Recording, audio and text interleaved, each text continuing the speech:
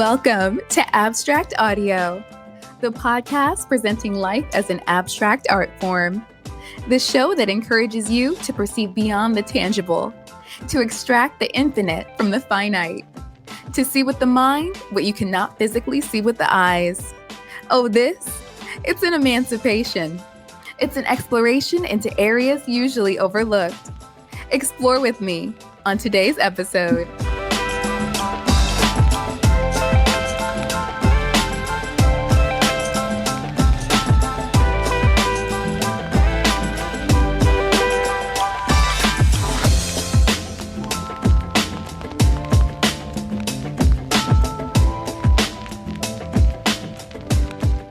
Salutations, strangers and friends alike. As you know, or as you should know by now, this is Abstract Audio. I am Amber Janae, and I'm here to talk to you for a bit, as is the nature of the podcast. So, as you know, we're here on the third and final installment of our survival series. Not to say we won't be talking about it ever again, since it's such a multifaceted topic, but me thinks we're going to wrap it up with this one. But trust, we're sending it off with a bang. Literally. So if you recall, last time we were speaking on how the idea of danger and safety isn't quite what we think it is. Specifically when it comes to how the landscape of collective consciousness is currently shifting. We went on to note how that results in so many people living in fear nowadays, being forced to tap into those survival instincts in accordance with the lower vibrations that fear creates, as well as the level of consciousness and presentness that's required to get out of that space. And as usual, that got me thinking. With so many people out here just living to survive, living in a space of constant fear and self-preservation, how can we be expected to truly feel safe with a partner, with someone else? I mean, at the end of the day, that's what we're here to do on a biological level, right? Partner up, mate, preserve the species. But how can that happen when, as we just touched upon in the last episode, everything we do has an aspect of risk and danger to it? Especially if we're putting ourselves out there in that way, going out on that limb with someone, entrusting the entirety of our beings to them. Sure, we crave danger and thrill to an extent. And yeah, that can translate to the thrill of the chase. But even once you get the person you want, the endorphins are still going in that honeymoon period, that oxytocin. Like we've mentioned previously, it's that reward center in your brain just going nuts. But once you settle in and are expected to feel safe and secure, that's where it gets tricky on a lot of levels for a lot of people. Not only due to trauma and other external factors, but also because it can be so difficult to separate those stages and identify what we truly want.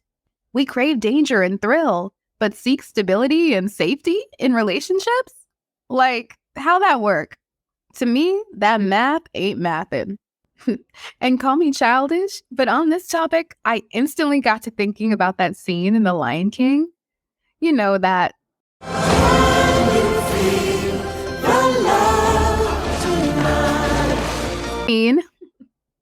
Yeah, I'm no singer, but you know the one. That's where my brain went. Because I want us all to feel the love this episode, y'all.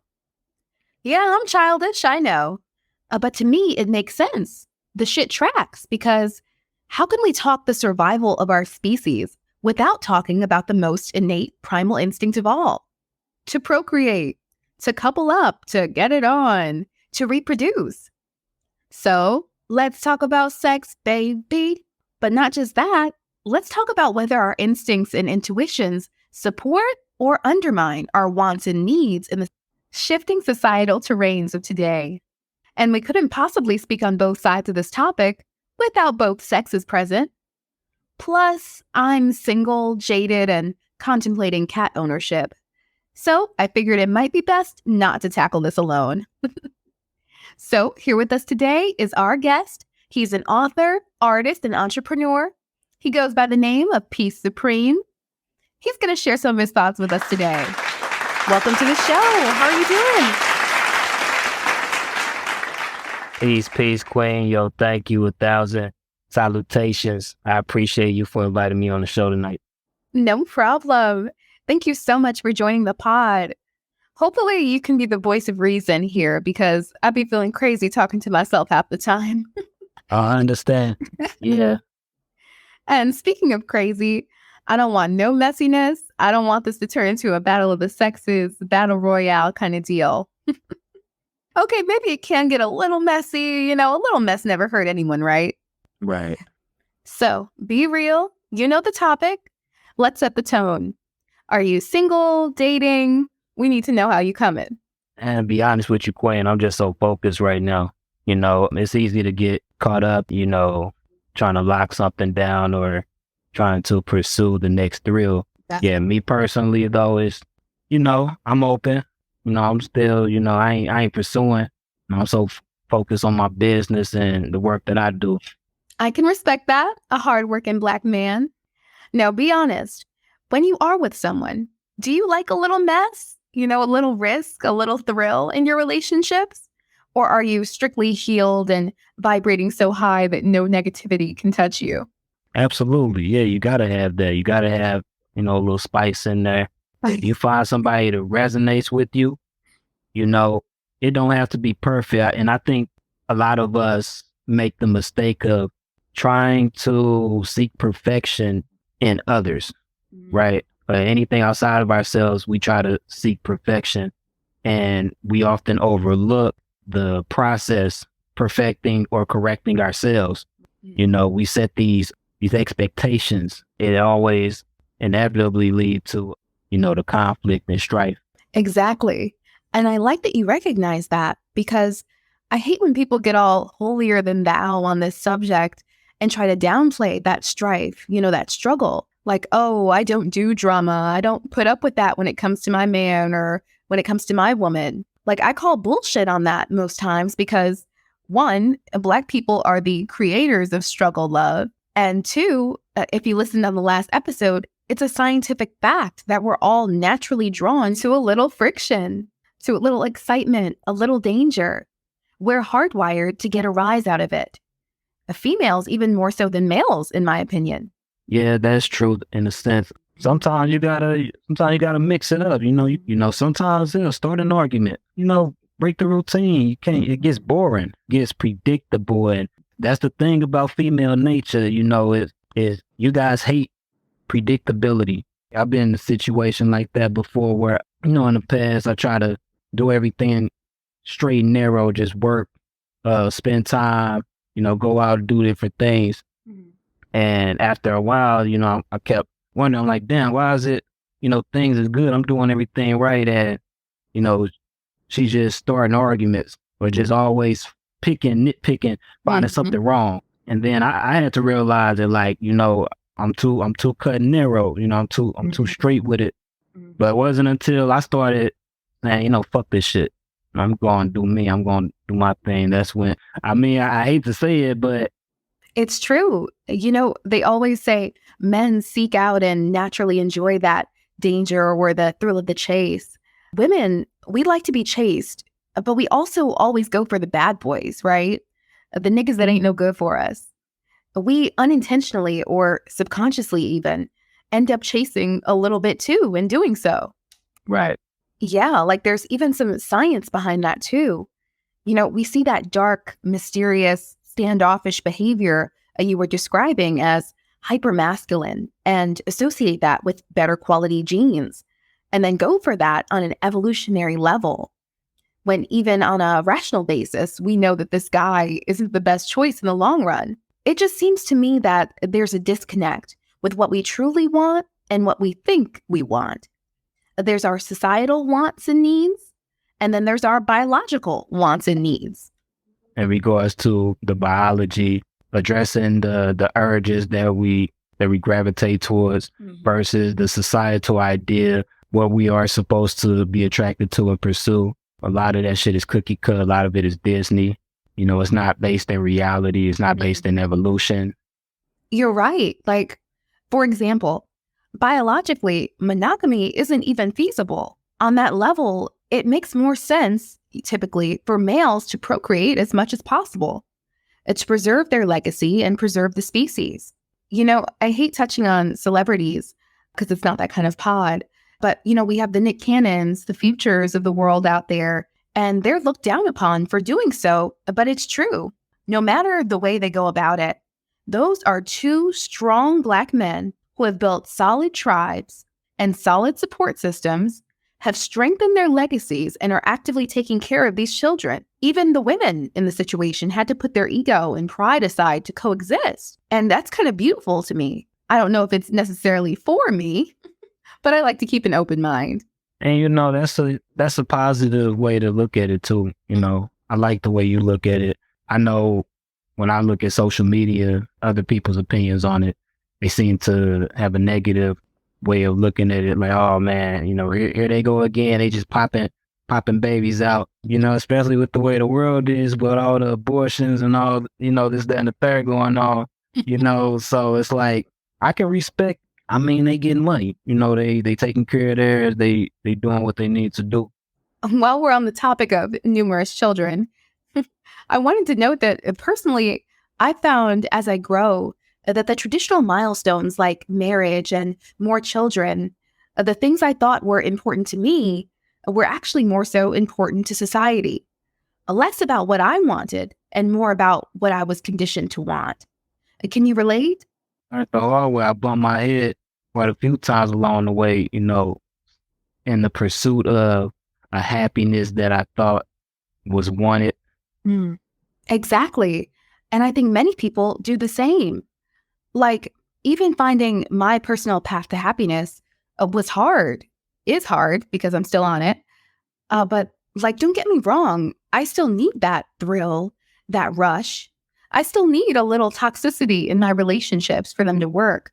But I think at this point in my life, I more so value the openness and honesty over that thrill. And it really comes down to what you value more. But my thing is, why should we have to choose? Why choose between what's safe and socially acceptable and what we truly crave?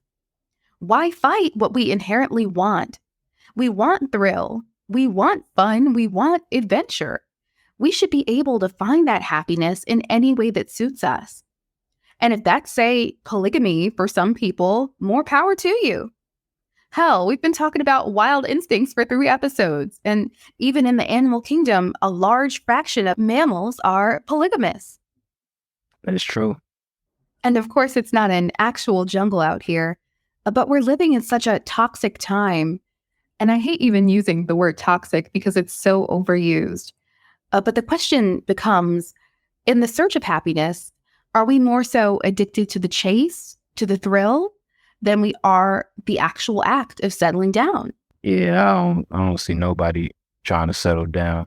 At the end of the day, it's all game, both sides don't like the casualties they face when they play that game, but men have always lived and did what they did, and females have always responded and did the things that they did, as far as infidelity, as far as betrayals or monkey branching and, controlling, like how husbands used to control their wives. And fast forward to today with the sexual freedom that everyone has, the fact that it's not as big of a stigma placed on gender roles, with just male, female dynamics in general. Yes, although the implications, as we've seen, very serious. But no, it's like a candy factory. Exactly. Ain't nobody trying to settle down. People are too stressed out to the point where sex, right along with drug use and alcohol, is just another means to escape from their own misery. All in all, it's a detriment because, once again, this is us seeking outside of ourselves. Right. We're seeking perfection. We're seeking the idea of heaven. We're seeking an everlasting, which is not. And as much as we try to grasp towards freedom, that very act or those particular acts places you in circumstances which takes your freedom. You become a slave to your own desires and your passions and your whims. And I love that you're speaking to that, especially as it pertains to Black men and Black women, because there's an imbalance in the culture between males and females right now that, of course, has less to do with the things we've done and everything to do with what has been done to us, I feel, in this country. Systemic imprisonment, the war on drugs, the feminization of the Black man, the exchange, we as Black women were forced to make between our men and say public assistance even. It's a war on Black families. It's a war on Black people. And that's why I really hate hearing, oh, Black women are the least protected group. Because as you know, during slavery even, we Black women were told and shown that our men, couldn't protect us. And we're still reeling from the backlash, in my opinion. Yeah. I hate to always bring shit back to race, but so much of it really does come back to race. Like, with the idea of safety comes the idea of security, protection. And we've been conditioned to believe that Black men can no longer protect Black women, or that they simply don't want to. But what's your take on that? Men, we grow up with the idea that, we need to protect and provide and, treat our women like angels and princesses and queens and, and just move like that. And it's interesting you mentioned that too, because one thing that I don't hear discussed too often is the generational impact, right? Mm-hmm. Usually in the discussions, is one counter to that would be, oh, such and such happened long ago or back in the day, get over it, move on. Situation is a unique one in the sense that what we went through as a collective is something that no other race has gone through. Mm-hmm. Right. And the implications of that.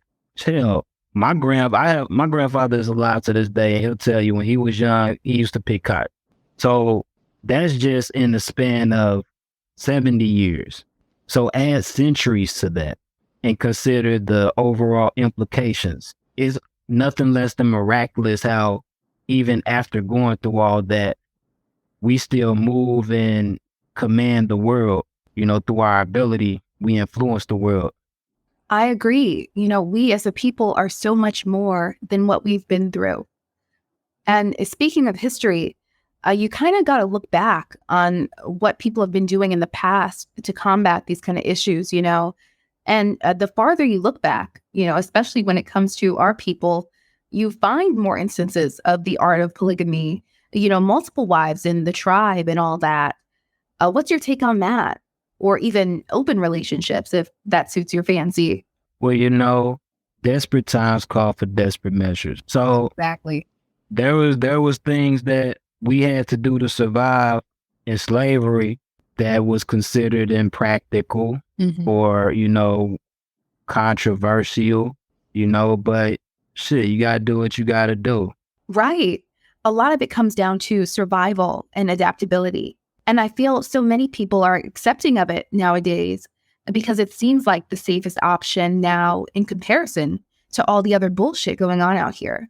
I think the people that get into them do so to feel more supported, more safe, more secure, and more protected than in the standard relationship, rather than risking the failure of another monogamous one.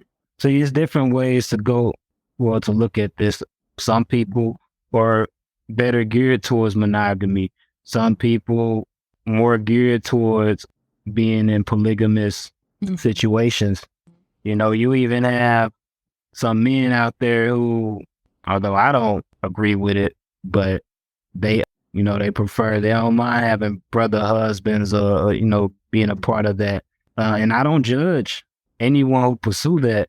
I certainly can't blame the woman for doing that because shit, what's better than one provider and protector than two or three or more? And it also shows that she commands a great level of power within herself. Brothers, we have to understand that there are women who are just naturally dominating in their energy.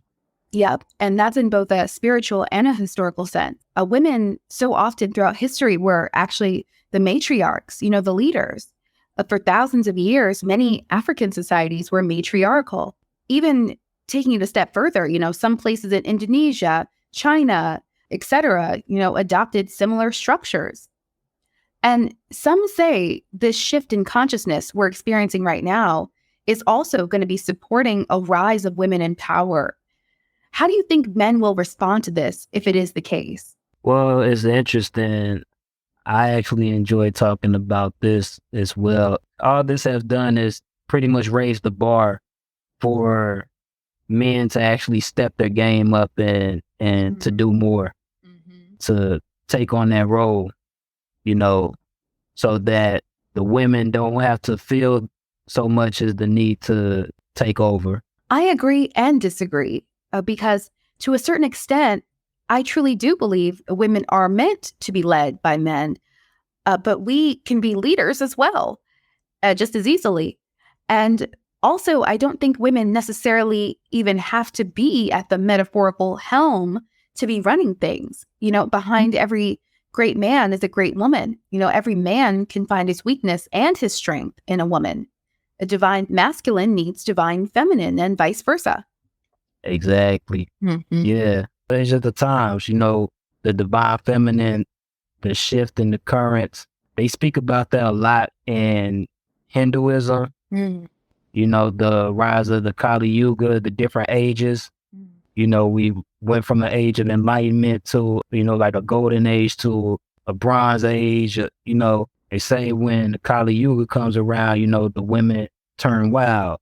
Yeah. And when you look at the depictions, when it comes to certain goddesses, those dark goddesses, they always be depicted with their tongue sticking out. And that's the symbolic imagery that we see today with, a lot of the females like Cardi B and Kim Kardashian. Like it's an archetype. Like people get caught up on the gossip and the trends and just like on a higher level, and everything goes back to the spirit. There's a spiritual movement, the way the tides turn over millennia.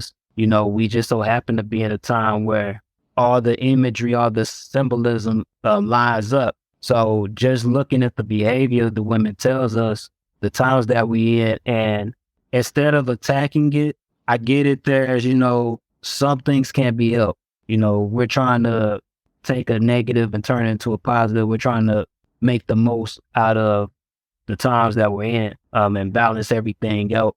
You mentioned balance, and I feel like that's really important.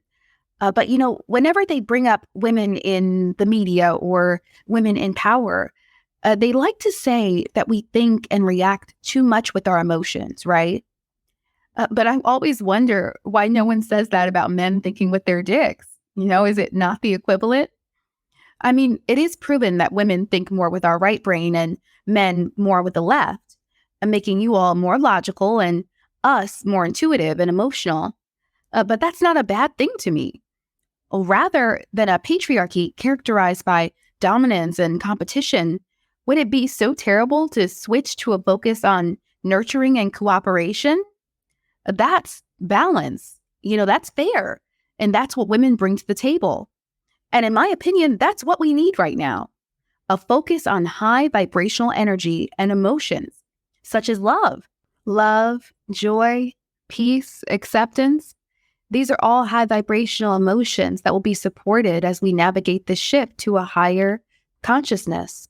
Now, if we ignore this shift, you see the direction things are headed in. Look at the signs today. The overturning of Roe versus Wade, for example, which affects every woman, but even more so women of color. About 40% of women who get abortions in the U.S. are Black, even though, our historic lack of proper health care is certainly nothing new. But look around. All you see is men's need to control. A man's prerogative to conquer creates nothing but low vibrations and more fear. Men were never the original leaders. Women were. Men are to enforce the laws. We create them. We bring things back into balance after destruction has come. Yeah, that goes to the structure, the masculine aspect, It's that same structure that holds the family together, that holds society together. Society as a whole can't expand without some boundary, some constriction. You was talking about the divine feminine and the nurturing aspect. Historically, women have been forced into roles that went against their femininity. Mm-hmm. So over time, they naturally regressed, and it's like you guys forgot what it's like to tap into femininity. I wouldn't say regressed. I would say we adapted. That's actually really interesting that you say that, because now that you mention it, we've recognized, those who think on a higher, think from a higher level, think from a higher perspective. Mm-hmm. We understand that, in the beginning was like the primordial waters, Mm-hmm. which is the goddess Nut, and it's these primordial waters which creation comes out of, and there's great wisdom to be gained when we're able to tap into those waters, the womb of eternity, and that's why, women were the oracles. We would seek out the womb to understand what's going on behind the veil of this perceived reality. Instead of like, yeah, we could deduce logically and with reason, to get from point A to point B, but it's something about utilizing intuition to, help us get more in touch with the subconscious mind. I know in psychoanalysis, Carl Jung, Mm-hmm. talks about the collective unconscious, subconscious. Yeah, it's fascinating that the highest form of intelligence has nothing to do with logic or reasoning. Mm-hmm. And the fact that, females, women in general, wired to function off of intuitions, emotions, because it's like, it's a primal intelligence. Right.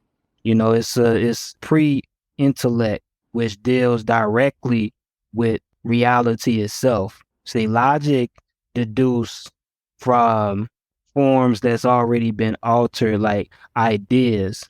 The perception of things is governed by logic. But we could reason, like we got whole philosophies that contend with each other because it's just reference points. It only orbits around the truth. And even if you're not super into psychology, we recognize, there's Mother Earth. Many believe God is a woman or takes on a female form. I do believe the matriarchy will rise again in its time. Of course, time is an illusion, but the real illusion is to think this whole system will not change. This age of Aquarius is about going back to the origins, going back to the laws of nature. People won't be allowed to live in their self-limiting beliefs for much longer. And I believe all will be revealed in divine timing. Do you agree? Yeah, everybody has their season too. Mm-hmm. Everybody has to go through a quickening, an awakening, or an initiation in their own sense, all of which ultimately culminates to, knowledge of self. Right.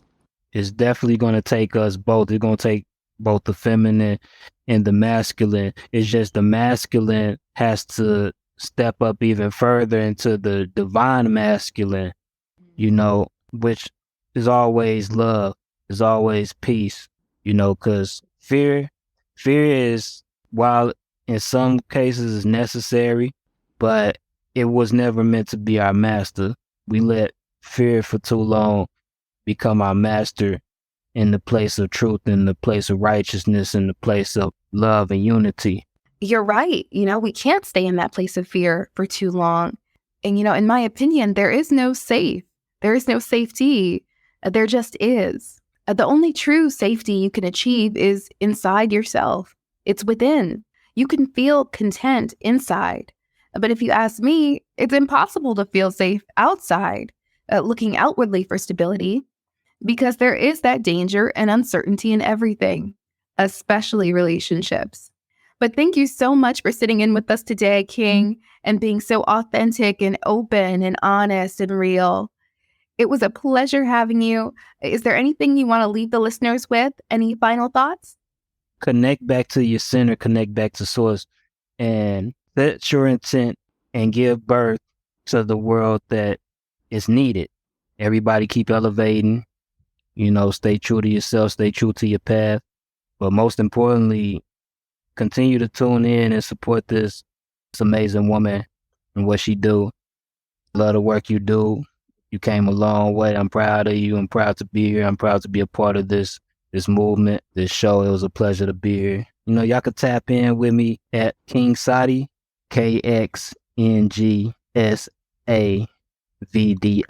That's my Insta for sure.